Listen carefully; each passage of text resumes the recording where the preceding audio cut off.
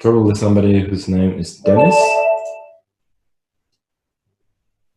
Dennis ED from Spain. Don't think I played Dennis before. Why am I playing 1c5 and not thinking? Is it because I'm gonna play my main repertoire? Probably it is. I don't know other things these days. Knight c6. Wow. You're not supposed to do that, are you?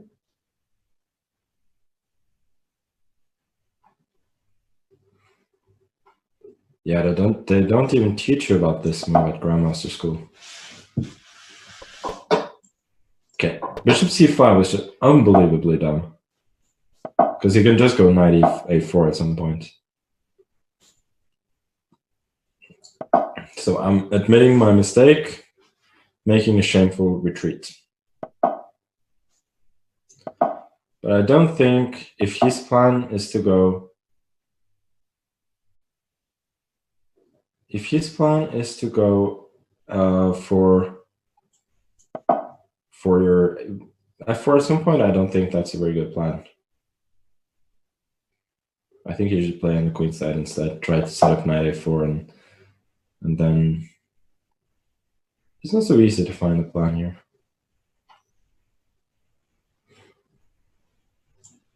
Okay.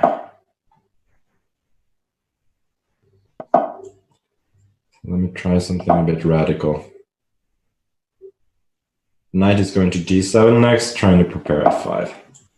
Queen h5 is obviously a bit pointless, seeing as I will be at knight g7 with tempo. Well, the queen c8 first, move it out of the way, and then I feel like I'm ready for f5.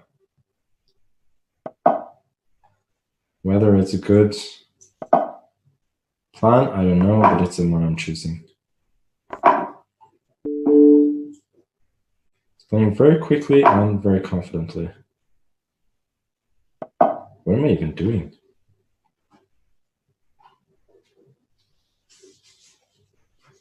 I don't know. Yeah, this is dumb.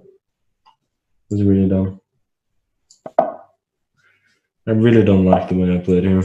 I mean, I just weakened my position for no reason. Okay, c5 I'm pretty happy to see, seeing as I get d5 with tempo. Whether I should be is another question, but for the moment I am happy to see it.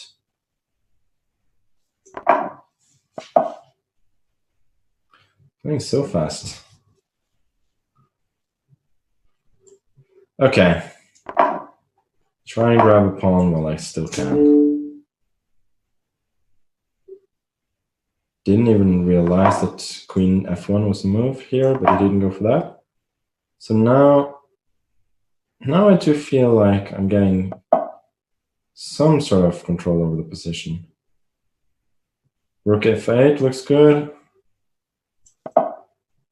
If he does go for rook f8, then bishop f8, and if queen f7, bishop g7, queen a7, I got d4. Try and push the pawn. Seems like I'm better. And if check, then I got king g8, and I don't think he has anything clear. Take bishop f8, but now my queen on e4 is ruling the board. And whenever he tries to exchange it, he's probably gonna get a losing ending. So it seems very, very promising for me now. Yeah, queen d1, but not even going to push d3 immediately, just go c5 first. Safeguard everything. Seeing as d3 would have run into bishop a7, I think there queen e2 was winning, so that wasn't necessary, but you can never be too safe. But now I run into this instead, huh?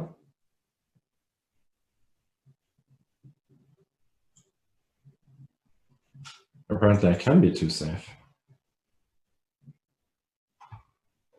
Gotta play faster. So let's take it. Queen d5. You can go queen a1 and continue the game. But still a5, fully winning. So now it's just winning. Bishop c3 and then push the pawns. King is not in time. a3 and then b3.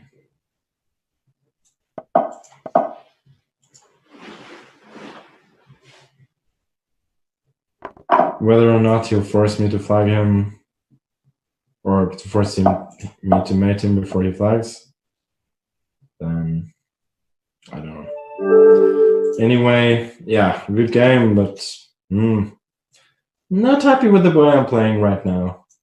I'm overthinking and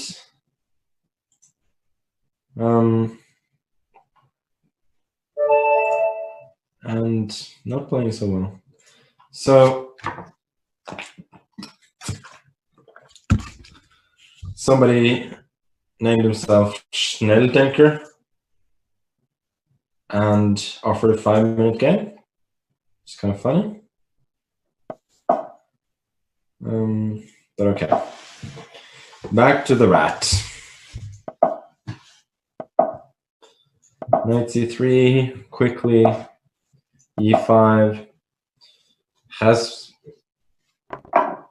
Schnelldenker prepared? That's the question.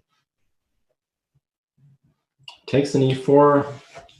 But after you take an e4, you gotta play faster.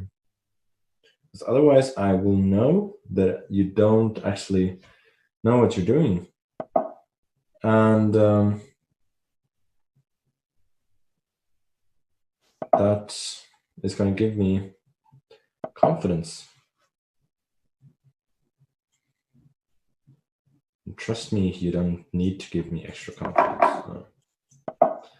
Okay, it's going to be a lot of the same as we had in the very first game of the day. So now I'm thinking bishop e3 is possible. Bishop b5 may have been tempting.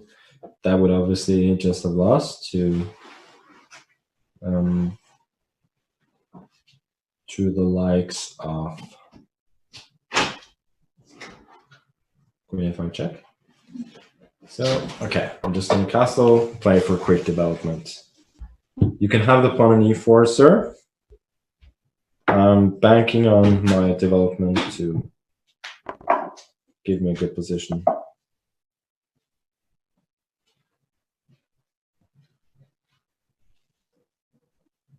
Queen b6. Also queen a5 check, which was not uninteresting. But that will... I'll have to do that another day.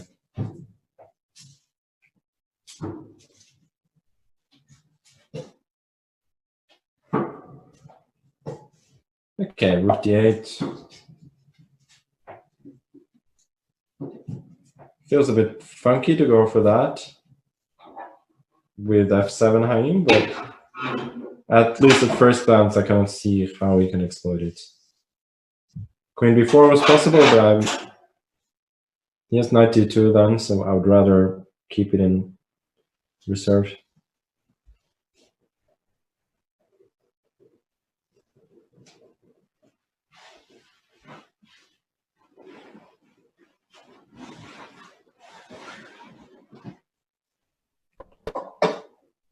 Castles after a long think.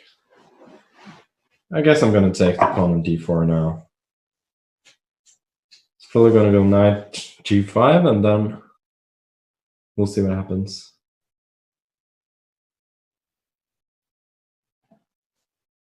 What am I going to do after knight g5? Perhaps I didn't take this seriously enough. e6? Looks really ugly.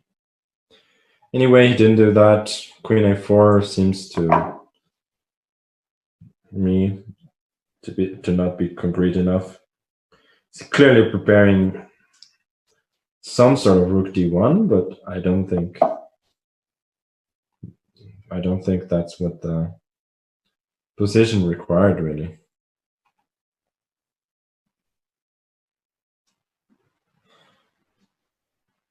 So now what?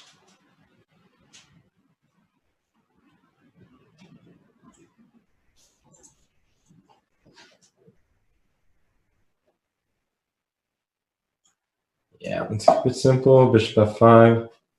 In case of knight g5, I'm going to e6. Developing the pieces. Hoping just to exchange, to escape with an extra pawn. I'm just going to go bishop c2, I think. He's going to be able to exchange a bunch of pieces, but I think I welcome that. There are going to be opposite color bishops, but I'm not too worried.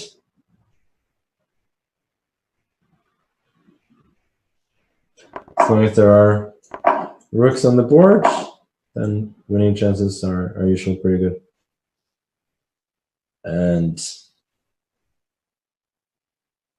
I do like it when I can just play technically. And hopefully it will be instructive as well. Even though my technique is not always as good as advertised. So part of good technique is calculating, right? Probably should have calculated more, but I just have a gut feeling that this works. Take on c1 and rook c8. Question is which?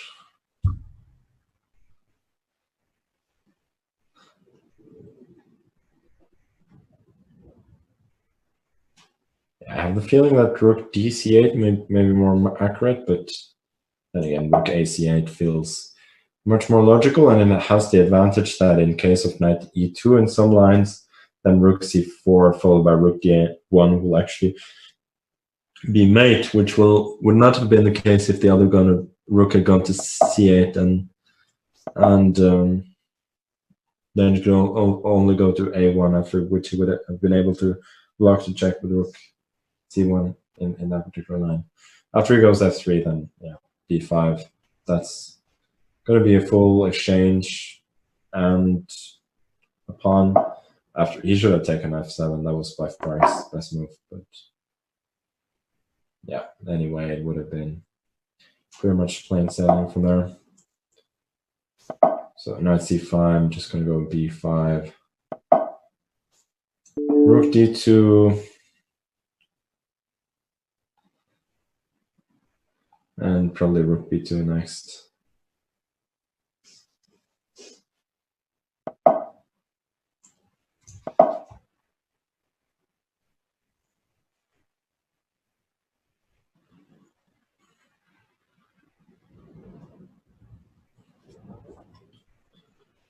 Yeah.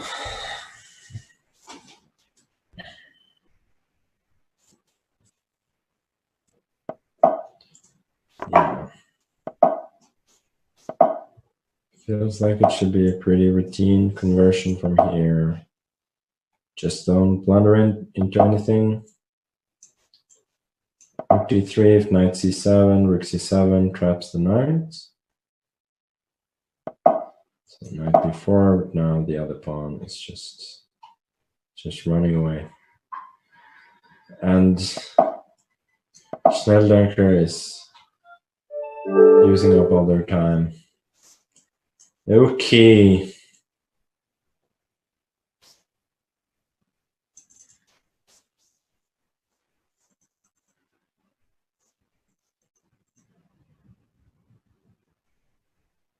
Okay, let me try French Grandmaster, who I think I've never played before in a tournament game, Jean-Marc de Graaf. Let's see what he has up his sleeve. I think he's a King's Indian player, if I remember correctly. He's disconnected. No. Don't do that. It's almost as bad as not showing up for the game. Seems like he's reconnected. And he's ready for the game. And no. No King's Indian today. That's a bit disappointing, isn't it?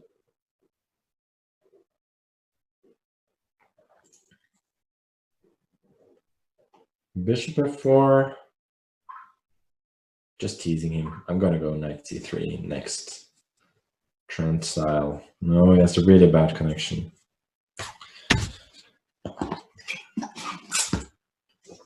Which means that I gotta sit here and wait and also talk nonsense. None of which I actually like. At least I did. Don't do that! Come on. That's the most basic trick of them all. And resign? Oh. Yeah, basically knight c7 is unstoppable, so e5 is forced. And some guy at my local club ran into it here the other day. And apparently even grandmasters are not immune to running into it. So let me try another grandmaster.